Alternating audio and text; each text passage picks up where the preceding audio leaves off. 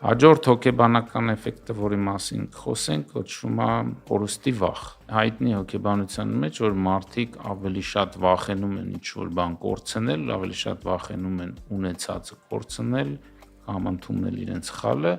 քան որևէ նոր բան ձեռք բերել, նոր փորձառություն, նոր գիտելիք, ավելի դրական, որպես կանոն բացասականը ավելի մեծ ազդեցություն ունի մեր վրա, նաև այդ պատճառով հաճախ բացասական նորությունները ավելի տպավորվում են մեր մոտ։ Կորցնելու վախը նաև արտահայտվում է նախկինում կայացրած ֆինանսական որոշումների մեջ, երբ օրինակ ինչ-որ մեկը ձեռք է բերել կրիպտո արժույթ բավականին թանկ գնով, շուկայում գները իջել են, բայց մենք չենք ուզում դուրս գալ այդ